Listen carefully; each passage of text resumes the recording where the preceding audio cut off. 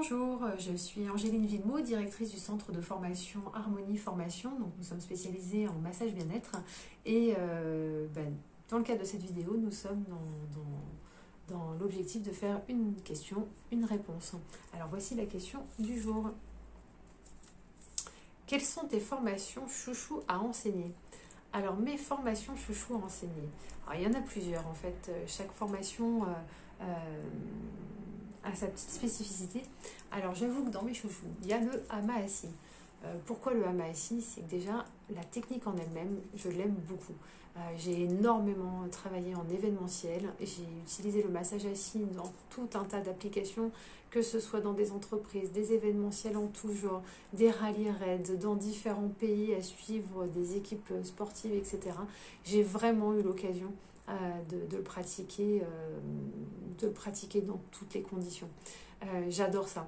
J'adore ce que ça apporte. J'adore le massage assis parce que le massage assis permet de rencontrer plein de gens, de toucher, de masser des gens qui n'ont peut-être jamais entendu parler du massage. Et ça, j'adore. C'est offrir un maximum de choses en un minimum de temps. Et j'aime ce challenge et j'aime le fait de pouvoir bouger avec ma chaise. Pourquoi j'aime aussi cette formation? C'est tout simplement la formation qui m'a fait devenir formatrice, puisque c'est pour mon protocole de massage assis qu'on m'a demandé de créer ma première formation. C'était pour une autre école, bien évidemment, je n'avais pas la mienne à l'époque, je ne pensais même pas devenir formatrice, et je me suis lancée dans le milieu de la formation grâce à cette formation. Donc c'est la toute première que j'ai animée, que j'ai construite et que j'ai animée. Bien évidemment, elle garde une place dans mon cœur très très forte. Maintenant, c'est vrai qu'aujourd'hui, c'est plus moi qui l'anime, en tout cas sur le site de Crécy-la-Chapelle, puisque c'est Laurent maintenant qui a repris cette formation, puisqu'elle est maintenant intégrée dans l'état d'esprit du shiatsu. Voilà. Après, il y a une autre formation que j'aime particulièrement. Alors celle-ci, pour le coup, c'est la dernière que j'ai créée puisque c'est la formation Excellence Touchée. Cette formation, en fait, ce module a été fait pour la première fois en avril 2022, donc il y a quelques mois. Et cette formation, finalement, c'est un petit peu un aboutissement. Dedans, j'y ai mis finalement tout ce qui m'a aidé à devenir la masseuse que je suis. Tout ce qui va être compétences transverses, tout ce qui va être autour.